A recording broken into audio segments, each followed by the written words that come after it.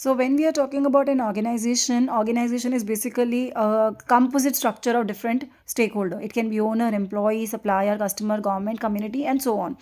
Now the point is, every single category of your stakeholder has different expectation from the organization.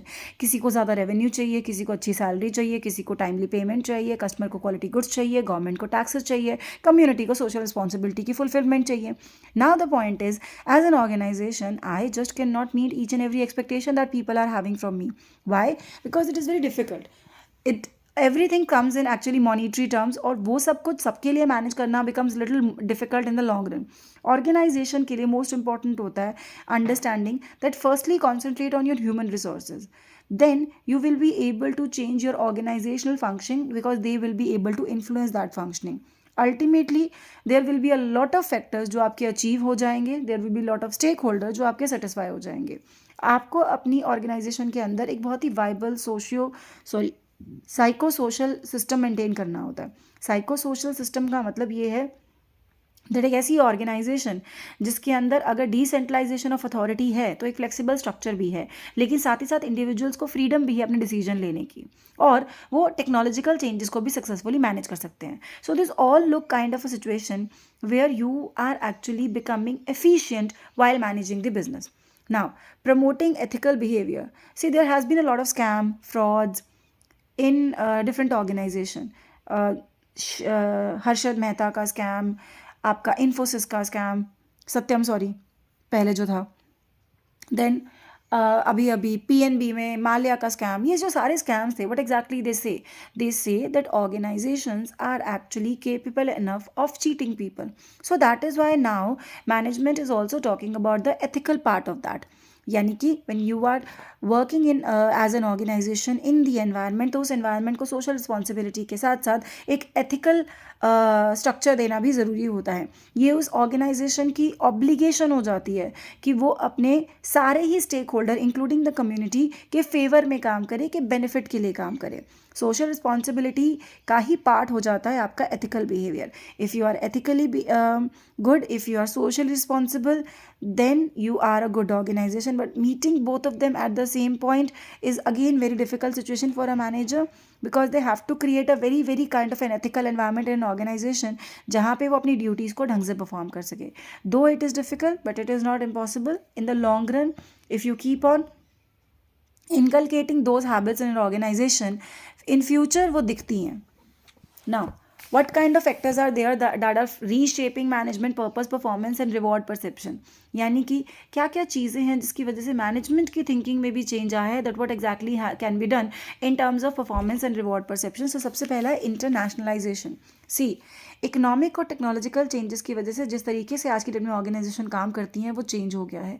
बहुत सारी companies हैं, ठीक है, जिन्होंने अपने आप को इंटरनेशनलाइज किया है. It means they have started operating in different countries. Now then they become a multinational company.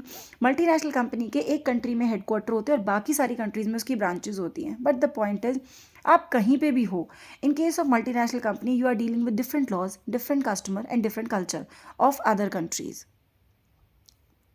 That is why it is very important कि जब आप इंटरनेशनलाइजेशन में जाते हो, then understand that those branches are also going to affect your organization also. So adapt that. Digitalisation is an era where जहाँ पे हम IT की बात करते हैं, आर्टिफिशियल इंटेलिजेंस की बात करते हैं, रोबोटिक टेक्नोलॉजी की बात करते हैं, क्लाउड कंप्यूटिंग की बात करते हैं.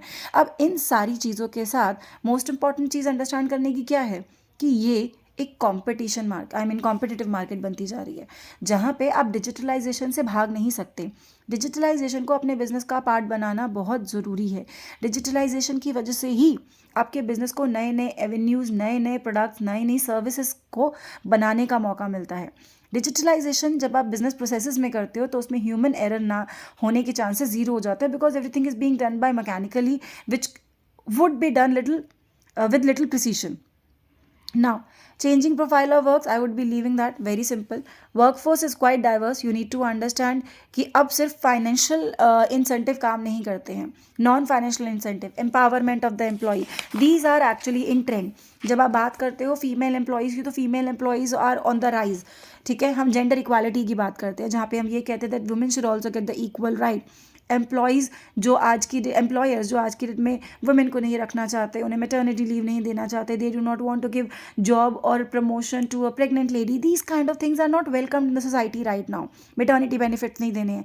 They if you are following these kind of things in your organisation you will be actually criticise in the long run. So the point is, चाहे इक्वल रेम्यूनरेशन की बात करो, रेस के बेसिस पे, कलर के बेसिस पे किसी पर डिस्क्रिमिनेशन करना, ऑर्गेनाइजेशन में किसी को रिलीजन के बेसिस पे डिस्क्रिमिनेट करना, ये चीज़ें आज की डेट में कोई भी पॉजिटिव फीडबैक आपको नहीं देंगी.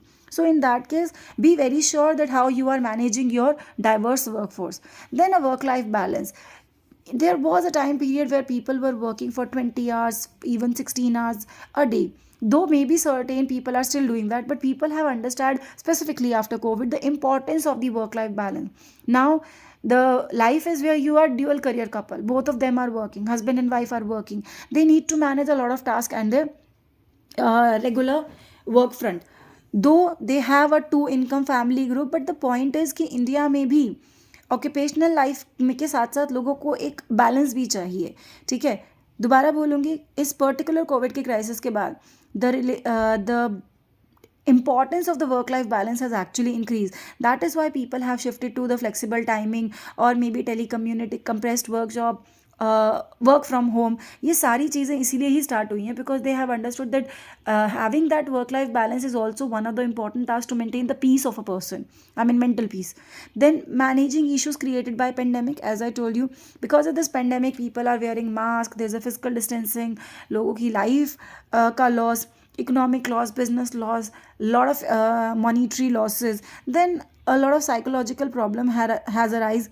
तो इन वजह से ऑर्गेनाइजेशन के अंदर बाकी चीज़ों की इम्पोर्टेंस और बढ़ गई है. स्पेसिफिकली जैसे लोगों की प्रॉब्लम को ज़्यादा अंडरस्टैंड करना, if they want to work from their home उसको वो परमिशन देना. ठीक है, उनको मेडिकल इंश्योरेंस, वेकेशन की फैसिलिटी देना, स्पेशल मेजर लेना अगर किसी को कोरोना वायरस है तो उसकी फैमिली और उसके बाकी लोगों का ध्यान कैसे रखा जा सके. Organisation have started appointed wellness coaches. Job security की भी एक बेनिफिट लोगों को दी गई specifically after COVID because people have also understood that these kind of pandemic also teaches you that how to be a little human in nature. Then there has been concern for environmental sustainability. See, green environment, green growth, इन सब चीज़ों के बारे में हम सब रोज़ सुनते हैं. Environment को बचाना है, एनवायरनमेंट को सस्टेनेबल बनाना है, ये भी शायद आपने सुना होगा. But there are lot of companies who are actually working in this direction. It's Infosys, Godrej, Hindustan Lever, who are regularly contributing in terms of philanthropy, in terms of money, in terms of donation to different organizations so that the environment can be protected at certain extent. Now, investment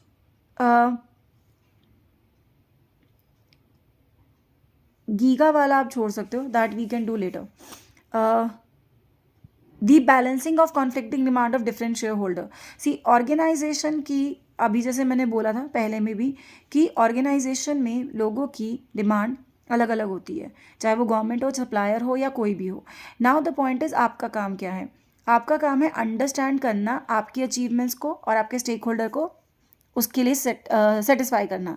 मैंने एक balance scorecard पढ़ाया था. Balance scorecard is also very good approach to understand your firm performance और उसके corrective action लेना. क्यों? क्योंकि उसके अंदर फाइनेंशियल एंड नॉन फाइनेंशियल दोनों मेजर अवेलेबल होते हैं जो आपको ये बताते हैं कि विच सेक्शन इज़ और can actually be improved. Then the ethical governance. See, ethical governance is basically when your behavior or your manager's behavior is actually based on good governance. Good governance means where you are understanding and you are not relying on any dishonest method. You are not depicting any wrong position of your organization. जितने भी history में corporate scandals हुए हैं उन सब में एक ही चीज़ common थी और वो कॉमन थी कि inflated values, wrong description of values या wrong financial statement. Now in सब के अंदर ही चाहे आप कोई भी केस उठा लो, एनरॉन का, वर्ल्ड.com का या फिर इन्फोसिस का, ये सारे जो केसेस थे, ये सारे केसेस यही बताते हैं that the unethical behaviour done by the companies management in the long run actually became a cause of their fall. So companies को भी एथिकल डीलिंग्स के लिए स्टेप लेना बहुत ज़रूरी है बिकॉज अनएथिकल प्रैक्टिसेस अब मार्केट में टॉलरेंट नहीं है. Now This was your whole chapter about the management challenges of the 21st century. Now you can read what exactly is performance, what exactly is reward. That I'm not going to do. You can give it a read in terms of understanding कि जब आप organisation की बात करते हो और लोगों की बात करते हो, ठीक है, तो how the performance works and how your reward in that direction work. Reward किस तरह के दिए जा सकते हैं वो भी हमने बहुत बार पढ़ा हुआ है. पार्टिसिपेटिव हो सकते हैं, नॉन पार्टिसिपेटिव हो सकते हैं, फाइनेंशियल हो सकते हैं, नॉन फाइनेंशियल हो सकते हैं. So this chapter has to be done in that row.